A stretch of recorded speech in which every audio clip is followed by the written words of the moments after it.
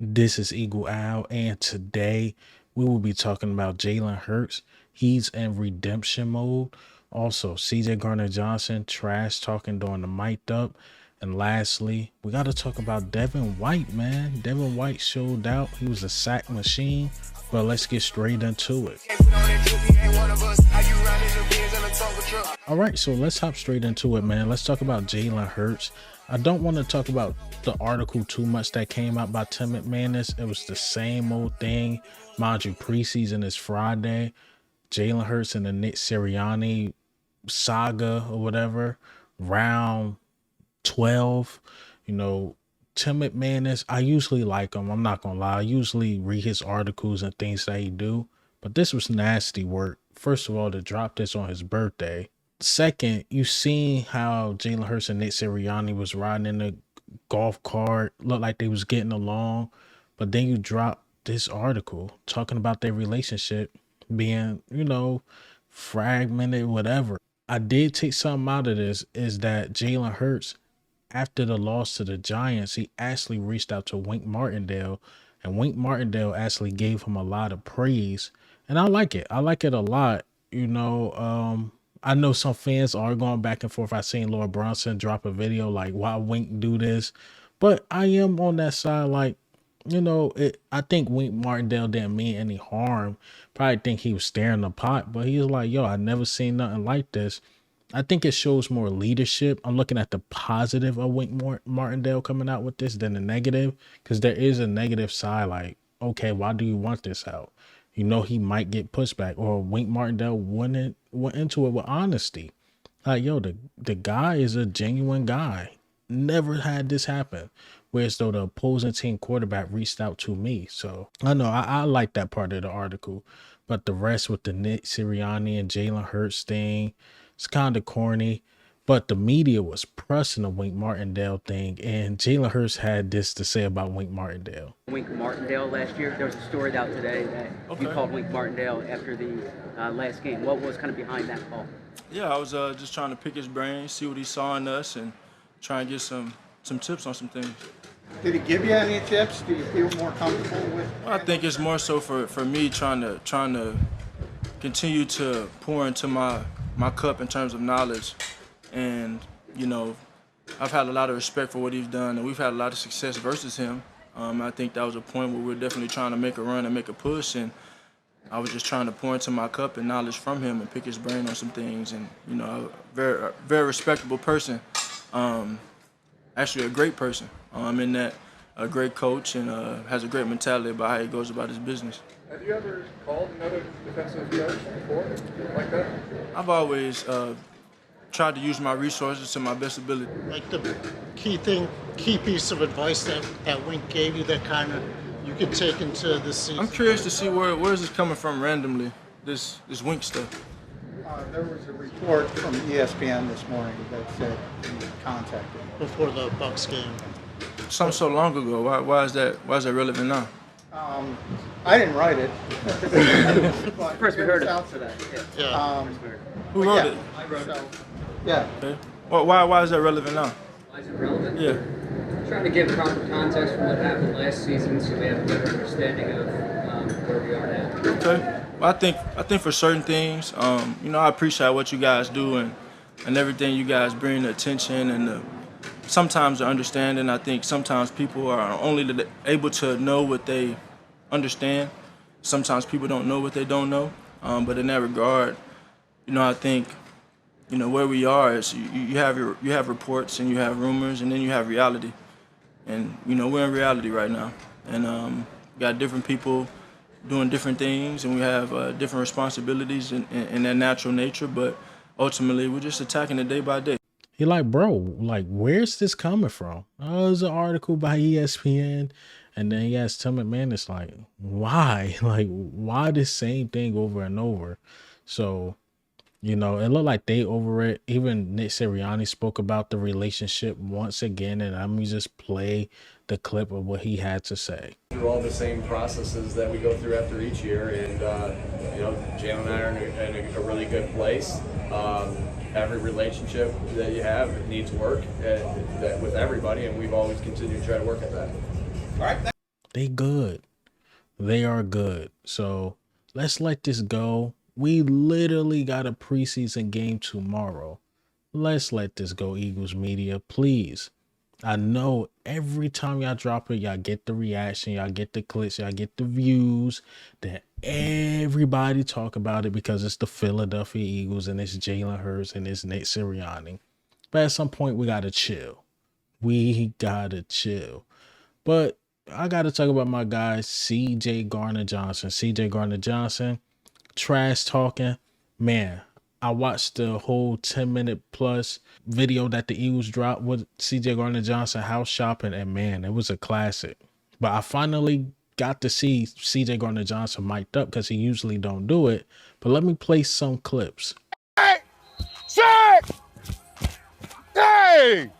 Well, I think the first thing is he brings experience. He's been in different systems. He's played different spots. He really stresses the importance of everybody being connected on one page. And, you know, he's urgent and he brings a physical nature to the game. And, you know, when the ball is there, he has the mentality that it's his or nobody's. Hey! Shut your ass up, boy. Hey, that's a TFL. Am I in the right spots? Yeah, you get to the right spots. But we can just be a little more intentional with how we're doing before the Patient and more fluent. Yes, sir. Yes, sir. What you've been telling me all camp. Patient, technique, and fluent. That's my mentality with the. That's a snitch today. I'm wired up, man. I'm mic'd up, so I'm talking shit. They gonna hear this one. Hey, bro, he talking crazy pre-camp. He talking like he gonna score 100 touchdowns in camp. Yeah, I see why he usually don't do it. Mind you, this him talking to his teammates. Imagine what he say to opposing teams. Yeah, man, I see why. I definitely see why they don't like them mic'd up. It probably was so much editing.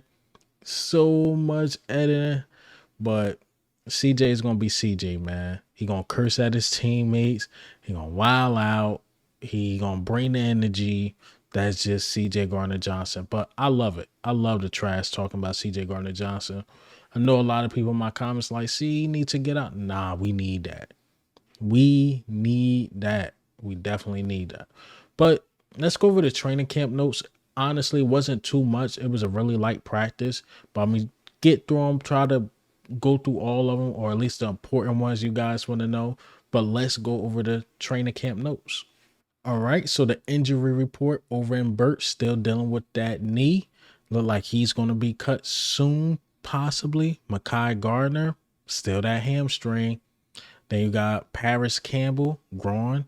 CJ Gardner Johnson, the shoulder. And Brandon Smith, the concussion. All right, so McKee Becton still remains on the first team. Tyler Steen still remains on the second team. So it's safe to say that McKee Becton is possibly the starter. We'll see. We'll see. I want to see the preseason. I want to see how they both work, especially being a rainy day. This is the time where the O-line can really show their skills. But so far, it looked like the team is going with McKee Becton. You know, styling like those big guys. So, yeah, it looked like McKee Becton got that spot, man. A really good pass blocker and an elite run blocker. So, yeah, McKee Becton, man. I'm telling you, he's a different dude. He's different. He just got to stay healthy. I think playing beside Lane Johnson and Cam Jurgens being right there really helps him. So, shout out to McKee Becton possibly winning a spot. Grant Calcaterra still showing that he deserves the tight end too. He had a great catch for a touchdown. Grant Calcaterra, that tight end 2 spot is his, but that tight end 3 spot, I still believe it's EJ Jenkins. I know the predictions, a lot of people got CJ Uzomah, but to be honest, I really didn't hear nothing from CJ Uzomah. I don't know if that's a good thing or a bad thing, but I literally didn't hear anything about him. James Bradberry and Avonte Maddox split first team reps with the safeties. Ooh, that's a battle. That's a battle. We talking about Avonte Maddox, who's been with us for years. See if he can make the team. Then you got James Bradberry, who was just an all-pro at one point to make the team. And I'm not going to lie to y'all, unless the media and stuff doing this on purpose, but James Bradberry was making plays. James Bradberry was making plays. I'm not sure if we're going to sign anybody, y'all. I'm almost 90% sure we're probably not going to sign anybody. So there is a high chance that James Bradberry make this team, especially if we don't got any trade partners. Isaiah Rodgers, once again, starts with the first team cornerbacks. Safe to say, like I said with McKee Becton, that is Isaiah Rodgers' spot. It's becoming obvious. Fangio said when the starting cornerback come out, it's going to be obvious. So obviously to me is Isaiah Rodgers, right? I mean, are we even assuming at this point that it's going to be Keely Ringo? And Keely Ringo is having a strong camp. But Isaiah Rodgers, I'm telling y'all, he might be the best corner on the team currently. So, I mean, shout out to Keely Ringo if he don't get the spot, making it a battle for sure. But Isaiah Rodgers is a different dude. Jalen Hurts threw a laser to Grant Calcaterra. Again, Grant Calcaterra, one of his best camp days between Reed Blankenship and Zack Baun. They both was right there, but nah, that pass. Jalen Hurts through the Grant Calcaterra was just perfect. It was right in the spot. So Jalen Hurts been throwing dots. I know he broke the training camp record. Yes, he broke the record. The Elliott Shore record, whatever. But I mean, Jalen Hurts been throwing lasers, man, and he haven't been afraid to let that thing loose. So it's not like, again, he's being conservative. Nah, he's letting it loose. So shout out to Jalen Hurts, man. Kenny Pickett found Covey on a 25-yarder deep pass. Covey continues, to show like, man, he's a slot receiver in this league. So even though he's with the second team, he was making plays. Jalen Hurts find Dallas Goedert deep, and he beat guess who? Nakobe Dean. Dallas Goedert, Nakobe Dean. That shouldn't even be a matchup, but Jalen Hurts exploited the mismatch, and Dallas Goedert again beat Nakobe Dean. Tanner McKee, he continues to get second team reps. That battle is going to be fun to watch, definitely during preseason.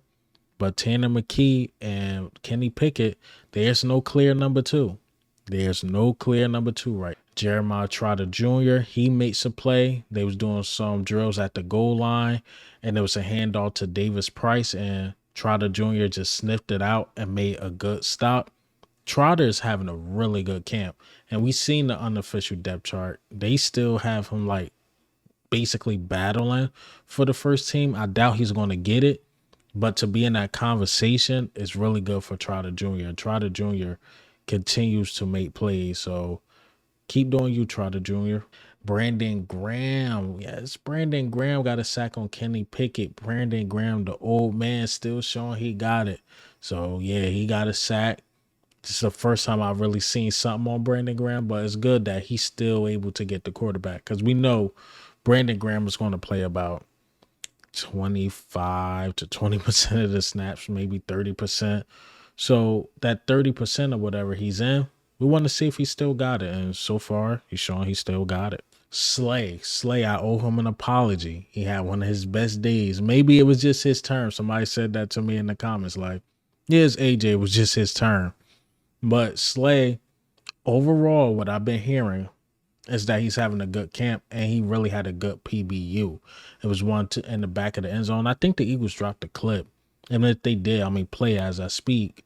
But it was the back of the end zone. If his Slay didn't get there, it would have been a touchdown, but Slay made a play. So shout out to Slay, still doing this at a high level. A.J. Brown, he's been automatic during slant routes. Automatic.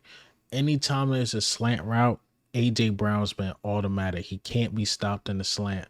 And it looked like we're going back to 2022. That's what we did with A.J. Brown a lot. And he made most of his, damage is in that slant, that middle of the field. And it looked like Kellen Moore is going to use that to his advantage. Yeah, A.J. could beat you deep from time to time, but A.J. Brown's like a running back as a wide receiver. You get the ball in his hand in open space, he's hard to bring down. He's not like these other receivers in his league nowadays. They just go down. Nah, AJ, you're going to have to work to get him to that ground. So, yeah, he's been automatic, man. Ainias Smith caught a deep one down the middle. Ainias Smith, he's starting to pick it up. We're going to see if it continues, but he's starting to pick it up. It might be too late for him to be in that battle for wide receiver 3 because everybody else is doing so good, like Johnny Wilson, Covey, Paris Campbell, John Ross. Is probably going to be hard for him to, impress at this point. But I guess it's really never too late, especially if he show out during the games. People will be like, oh, maybe he's just not a practice guy, and he shows out during the game. So, look, Ainias Smith is making his name known in a positive way. If I'm going to speak about a guy negatively loud, I got to praise him loud as well. So he's doing this thing right now. Devin White gets sacks on back-to-back plays. So Devin White, they've been using him as a blitzer from time to time, and he's been getting to the quarterback. So Devin White, man, it's your time. It's your time to shine, man, because this is basically your last opportunity, I would say, far as with a big contract. I believe even if he have a bad year, he will find his way on a team. But that multi-year contract he want, it's going to be hard to get. And as he said on the Pivot podcast, how we will pay you if you're doing good. So if he happens to ball whatever, he's going to get paid, but he got to ball first. Zack Baun made a play on Johnny Wilson. It was a PBU, Johnny Wilson. Couldn't haul it in, and Zack Baun made the play. So shout out to Zack Baun, man. He's been good getting a quarterback in coverage, and to stop Johnny Wilson, it's a hard task. So he did it, and that was the end of the notes. That's the end of practice, man. I told you I wasn't too many notes. Didn't go too crazy with the notes. We know it's a game Friday, Thursday, really nothing. And yeah, that's all I got for you guys today. My thoughts about everything is that win Friday. Make a name for yourself. I really want to see Ainias Smith make a name for herself. As I said, it's redemption for like Jalen Hurts, of course, but Ainias Smith need it now. He need it now before he get cut. Definitely do. I want to see him redeem himself. The defense, I want to see what they got for sure. That McKee Becton versus Tyler Steen, I want to see that. And I wonder how many starters we're going to play. It's going to rain a lot Friday, definitely in Baltimore. But again, that's all I got for you guys today. But hey, man, what do you think and how do you feel about the news today? Jalen Hurts redemption mode. CJ Gardner Johnson trash talking. Devin White making plays. But this is Eagle Owl, man. I'm up.